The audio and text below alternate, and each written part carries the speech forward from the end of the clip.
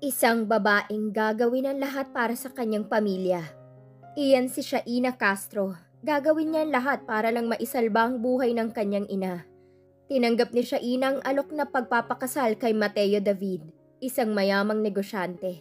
She's desperate to get a large amount of money. She wants to save her mother's life. Bago sila ikasal, nalaman niya ang mga kondisyon ng binata. Labag man sa kanya ay wala siyang magawa kundi sundin ang lahat ng nakasaad sa kontrata na kanyang pinirmahan.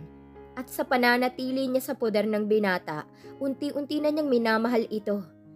Ang lalaking hindi niya inaasahang darating sa buhay niya at ang lalaking magpapabago sa kanyang buhay.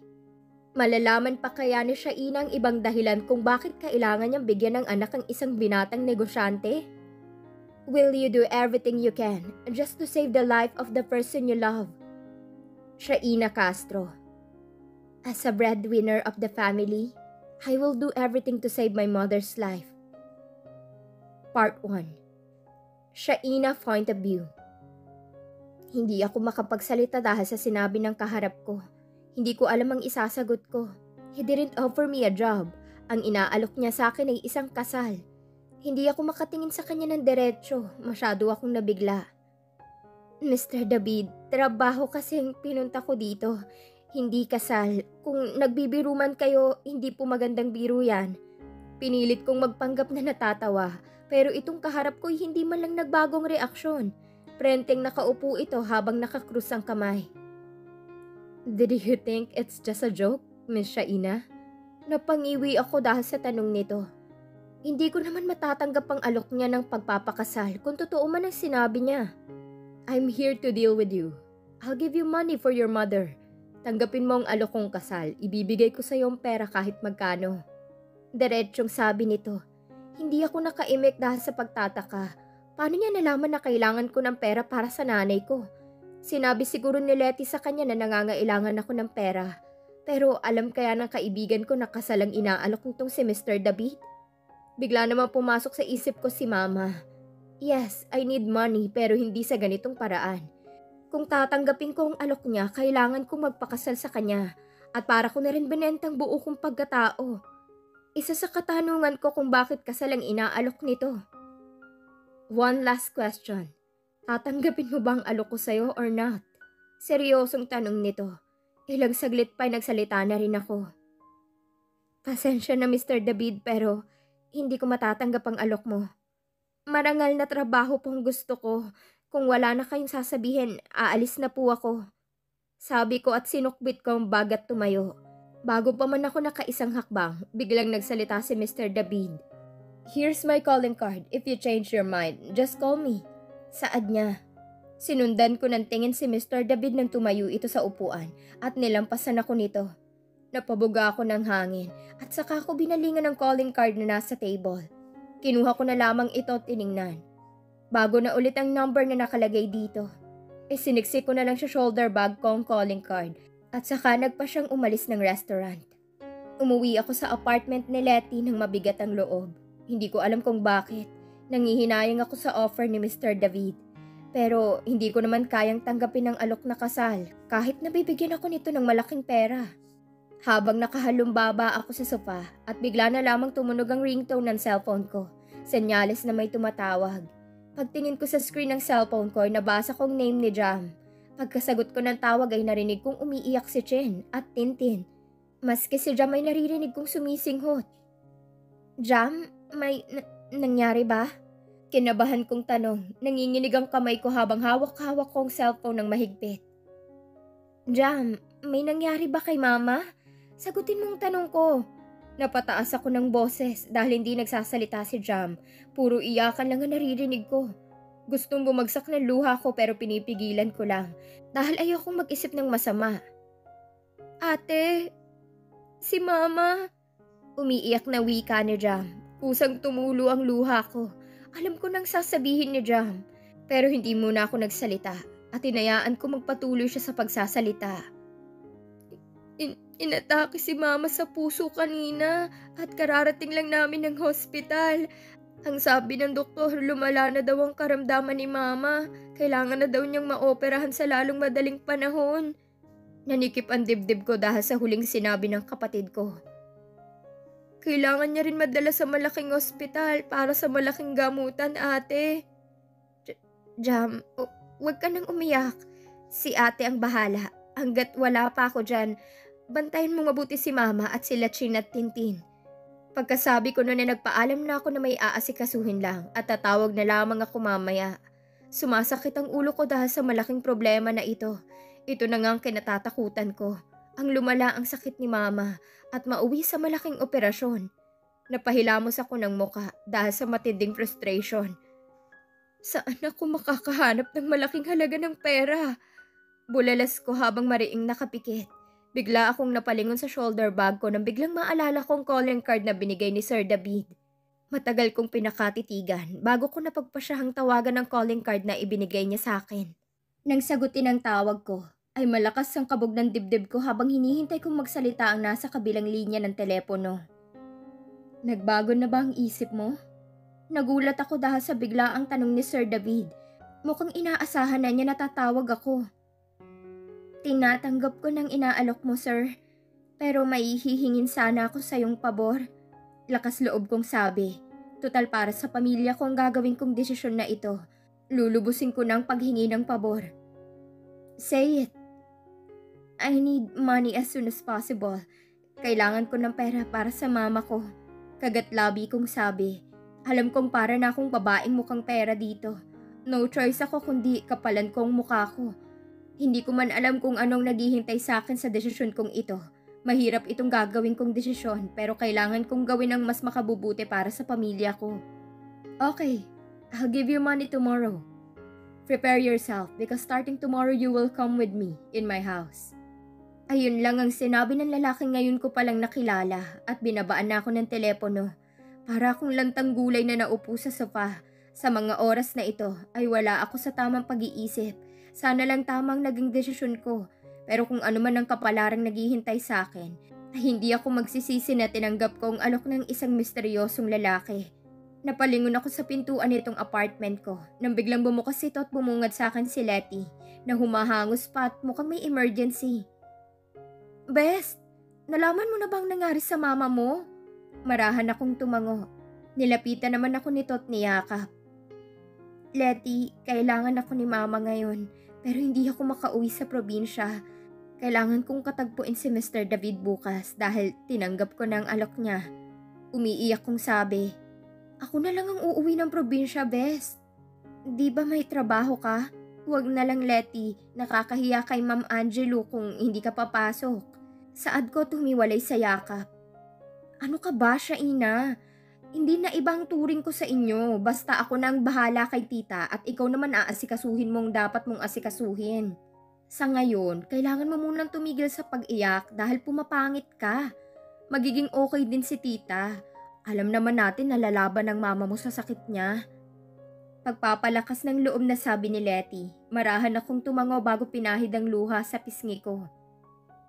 Saka ko na lang sasabihin sa'yo yung tungkol sa inaalok ni Mr. David. Masyadong mabilis sa mga pangyayari. Halos hindi ko na alam ang gagawin ko. Naguguluhan ako kung alin bang dapat gawin at hindi. Malungkot kong wika. Siguro bukas ko na lang iisipin ang ibang problema ko. Relax mo lang ang sarili mo. Huwag kang masyadong stress kasi hindi makabubuti sa kalagayan mo yan, Shaina. Paalala ni Letty sa akin. Pero curious talaga ako kung anong trabahong inaalok sa'yo. Pwede mo ba sabihin sa akin? Para naman kahit papano may bit-bit akong good news kay tita. Napaiwas ako ng tingin sa kanya dahil wala akong balak sabihin sa kanyang napag-usapan namin ni Mr. David. Patawarin mo ako, Letty, pero hindi ko kayang sabihin sa'yo na hindi trabahong inaalok sa akin ng binatang yun. Ano kasi, yung trabaho na inaalok sa akin ay pagiging yaya ng mga anak ni Mr. David. Pagsisinungaling ko. Yaya? Sigurado ka ba na pagiging yaya ang inaalok sa'yo? Nagtatakang tanong nito, tumango naman ako bilang oo. Malaki ba ang sahod? Hindi naman ba masungit si Mr. David? Sure ka na ba sa trabahong yun? Sunod-sunod ang tanong ni Letty sa akin. Nagkibit balikat lang ako. Mag-aalaga lang naman ng mga bata, Letty. Kaya Hindi na hassle sa akin para mag-alaga ng mga bata. Saad ko. Kailan ang start ng work mo? Bukas. Bukas ako magsisimula sa trabaho. Sabi ko. Single dad ba si Mr. David? Hindi ko alam. Siguro naman kumpletong pamilya nila. Pagsisinungaling ko. Hindi ko gustong magsinungaling pero kapag nalaman ni Letty ang totoo, malamang pipigilan niya ako. Pero dahil nakapangako na ako kay Mr. David na pumapayag na ako, wala na itong atrasan pa. Dapat alamin mo siya, Ina.